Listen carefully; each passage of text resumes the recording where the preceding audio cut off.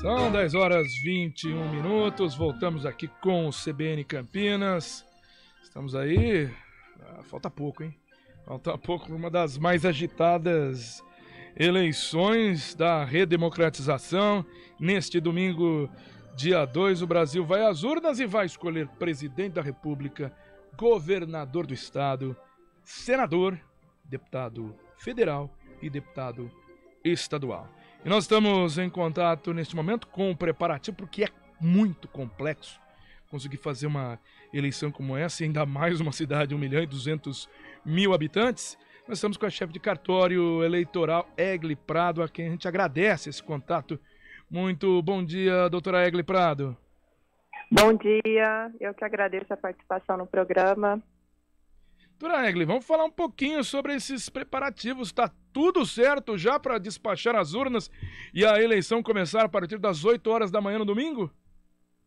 Sim, todos os preparativos já estão prontos, as urnas já estão prontinhas para serem levadas até os locais de votação para as eleições agora de domingo, 2 de outubro. E o que envolve isso tudo, para a gente conseguir entender toda essa logística? E é sexta, sábado, preparando tudo para ficar tudo certinho, para 8 horas da manhã já receber o eleitor, né?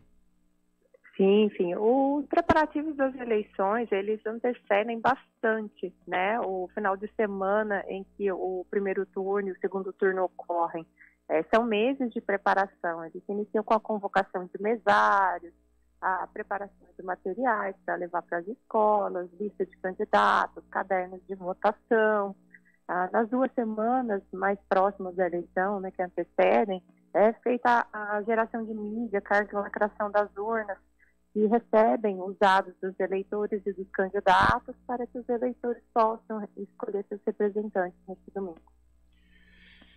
Essa preparação, a senhora sentou mesmo e tudo isso já acontecendo bem de antemão, tem que ter esse trabalho de informática, de TI, de toda a logística para levar essas urnas e também o trabalho dessa convocação de mesários, né?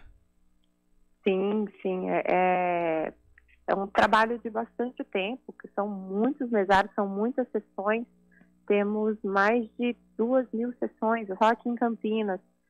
Cada sessão tem 4 mesários, isso envolve muita gente para que as eleições possam acontecer. E a gente agradece a colaboração desses mesários, né, que exercem um dever cívico de trabalhar em prol do seu país no dia das eleições. Eu estava pegando os números mais atualizados aqui do Tribunal Superior Eleitoral, isso é de 11 de julho, e a cidade de Campinas tem um eleitorado hoje em 878.000 pessoas. Pouco mais que isso, mas são aí cerca de 878.000 eleitores aptos a votar aqui na cidade de Campinas. Se a gente faz aqui um apanhado dos últimos anos, das últimas eleições presidenciais, a gente tem um aumento, porque lá em 2014, bota aqui 8 anos, eram 807.000.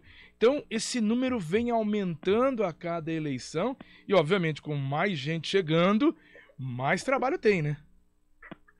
Exatamente. Quanto maior o número de eleitores, maior o número de sessões, né, para as eleições. Campinas é um polo, né, no estado, é uma cidade atrativa, atrai muitos habitantes de outras regiões que vêm morar aqui e transferem o título, né, querem contribuir com a democracia aqui da cidade. Além disso, a gente consegue pegar aqui pelos números, doutora Egli, que a biometria, iria ser obrigatória, mas mudou-se ao longo do tempo também por causa da pandemia, não chegou ainda a 50%, né, dos eleitores aqui em Campinas. Como é que fica nesse momento de ir votar? Quem tem biometria, quem não tem biometria? Vai ser necessário, por exemplo, quem tem a biometria tem que ir pelo sistema biométrico? Excelente ponto. Nessas eleições nós vamos ter eleitores em 3 situações. Os eleitores que já se recadastraram biometricamente na Justiça Eleitoral, teremos eleitores que terão a biometria importada do Denatran e eleitores que não têm biometria em nenhum dos órgãos públicos. Todos eles vão votar. Os eleitores que já têm biometria recadastrada na Justiça Eleitoral vão ser identificados através dela. Os eleitores que tiverem a biometria importada do Denatran eles vão fazer a validação dessa biometria na urna eletrônica. E os eleitores que não têm biometria serão identificados apenas pelo documento de identidade. Eu preciso destacar que, em todos os casos, o eleitor deve levar o documento de identidade, pois caso a digital dessa pessoa não seja reconhecida, a forma derradeira do mesário fazer a identificação daquele eleitor e sua habilitação para votar é pelo documento de identidade. E, doutora, qual foi a evolução também dessa biometria no momento em que o eleitor chega e faz essa checagem? Porque a gente lembra, nos testes que foram realizados com o sistema biométrico, foram geradas muitas filas, muita reclamação. Como é que está hoje?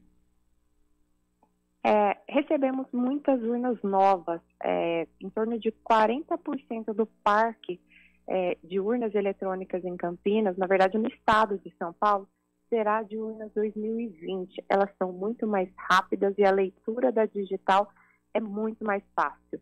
Então a gente prevê que a votação ocorra de uma forma um pouco mais célere. Contudo, espera-se que tenham filas nas sessões em que tiverem muitas pessoas com a biometria importada do Denatran, até que seja feito o reconhecimento e a validação dessa biometria. Esse é um ponto que pode causar, ou até surge um pouquinho de angústia por causa dessa importação de um outro sistema? Sim, porque vai ter que ser feita a validação.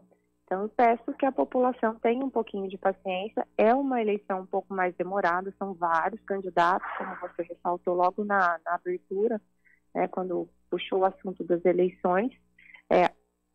Já é uma eleição mais demorada para o eleitor votar. E agora tem essa importação que vai precisar ser feita a validação.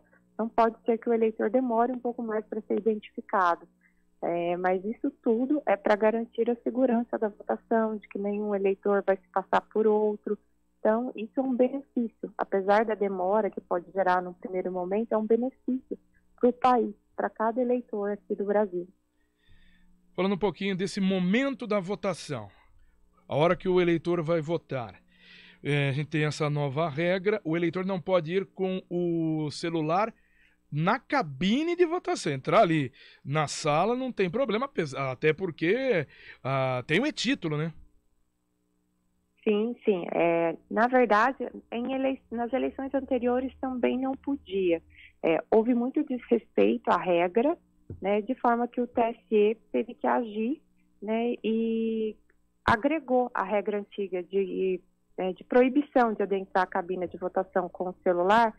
Eles criaram essa regra de deixar o celular com o mesário. Né? Como tem o e-título, o eleitor ele pode se identificar com o documento digital, ele pode utilizar CNH digital também para ser identificado, mas o celular vai ter que ficar na mesa com o mesário, como medida a garantir o sigilo do voto. Que muitas pessoas colocavam o celular no bolso, filmavam a urna, e isso não deve acontecer. Porque nas últimas eleições o pessoal tirava foto e colocava no Instagram, né? E isso é crime. Sim, é crime. Estão desrespeitando a legislação eleitoral e talvez a população não se lembre. O sigilo do voto ele é para garantir a liberdade da pessoa de votar em um ou outro candidato. Não é? Historicamente, a gente teve o voto do cabresto, em que as pessoas tinham que comprovar em quem votavam, de forma a não sofrerem nenhum tipo de retaliação. Então, essa medida é para garantir isso, né? É um direito muito caro que a gente conquistou e que deve ser mantido, né? E falando um pouquinho dessa urna, tão falada urna eletrônica no país, lembrando, ela não tem, né, naquele momento, na sala, você vai em alguma escola ou colégio, né? Vai em algum colégio eleitoral, entra na sala, essa urna não está ligada na internet. A transmissão dos dados é só feita depois, né? Quando ela chega no cartório eleitoral e aí enviado para o servidor do TSE. Tô errado ou tô certo? Não, tá certo. A urna eletrônica ela só é conectada à energia elétrica. Com a finalização da urna, a mídia de resultado de votação é trazida para o cartório eleitoral. é utilizada uma linha segura, é utilizada a nossa intranet para a transmissão desses dados. Existe um código de correspondência entre aquela mídia de resultado e o servidor do TSE para garantir que só os dados daquela urna eletrônica sejam realmente recebidos no TSE e totalizados. Não tem como uma outra mídia ser inserida ali e os dados enviados para o TSE. Tem que ser a mídia específica, vinda de urna específica, para que haja a totalização dos votos. Doutora Egli Prado, que é chefe de cartório eleitoral aqui em Campinas, queria agradecer a participação da senhora no CBN Campinas, e no domingo vão estar juntos, viu? A gente vai ligar bastante para a senhora aí, para tirar dúvidas do que está acontecendo, porque a gente sabe, alguma urna falha, algum problema é registrado, mas geralmente as eleições aqui em Campinas têm só alguns probleminhas e poucos problemas bem pontuais, e vai com muita calma, muita serenidade. Muito obrigado, viu, doutora Egli? Eu que agradeço a participação. Bom dia para todos.